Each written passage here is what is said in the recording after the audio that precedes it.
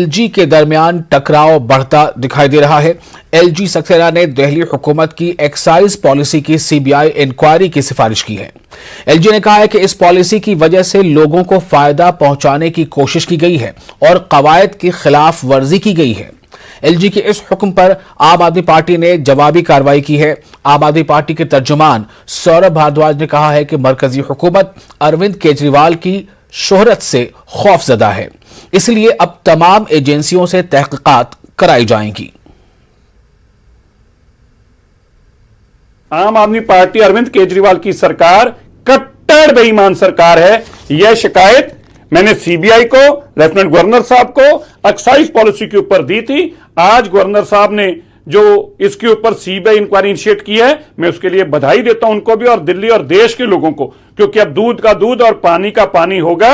ये excise policy tailor made थी, कुछ लोगों को बेनिफिट देने के लिए थे। अरविंद केजरीवाल ने अपने चहेतों को काम दिया और यहां तक उनके लिए 12% प्रॉफिट तय किया ताकि 6% उसमें से लिया जा सके, ना मैन्युफैक्चरर के लिए ना रिटेलर के लिए। देश में पहली सरकार है जिसने होलसेलर के लिए 12% प्रॉफिट तय किया। और यही नहीं, इस पॉलिसी की अमेंडमेंट की गई।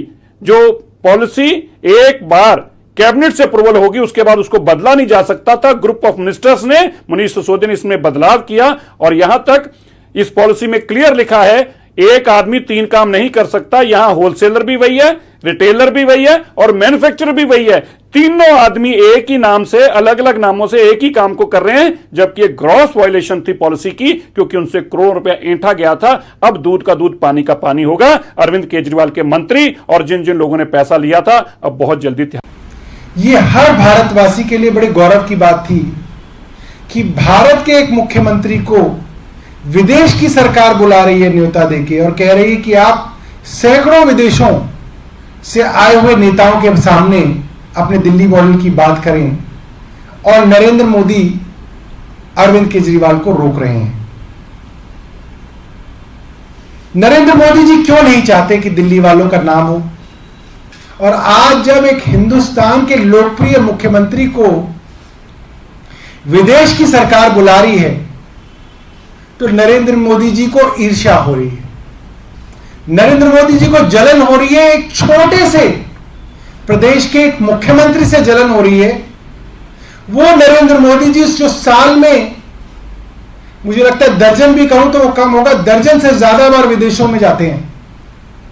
शायद हर महीने वो कई विदेशों का चक्कर कोरोना से पहले लगाते थे। मुझे तो लगता है कि हर साल नया पासपोर्ट बनता होगा मोदी जी का, क्योंकि इतना वीजा लगवाते हैं वो, इतने विदेशों में जाते हैं।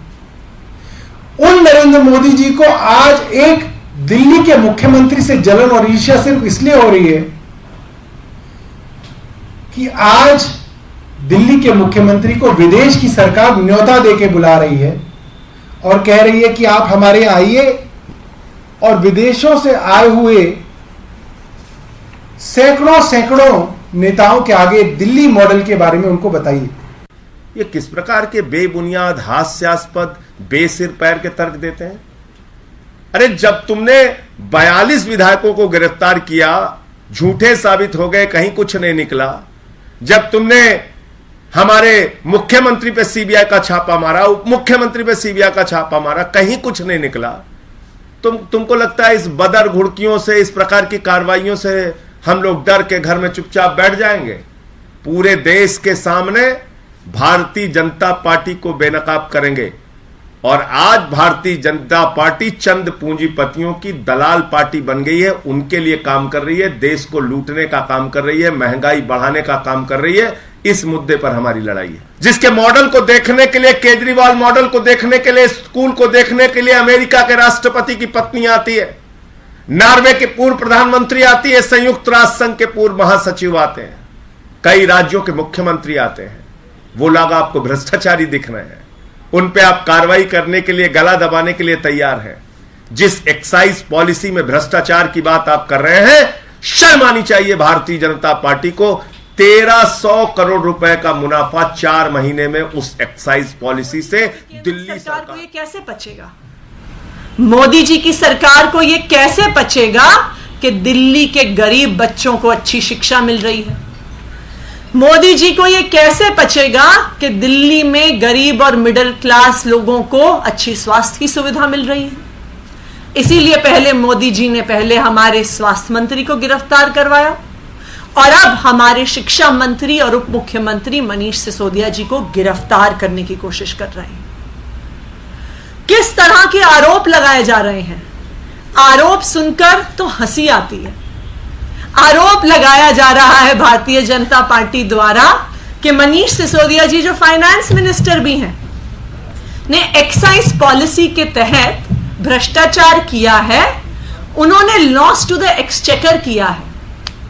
मैं भारतीय जनता पार्टी से यह कहना चाहती हूं कि शायद अगर आप भी दिल्ली के सरकारी स्कूलों में पढ़े होते तो शायद थोड़ा बहुत मैथ्स आपको भी आता होता, लेकिन क्योंकि आपको वो मैथ्स नहीं आता तो थोड़ा मैथ्स मैं ही आपको बता देती हूं, थोड़ा गणित मैं ही आपको बता देती हूं।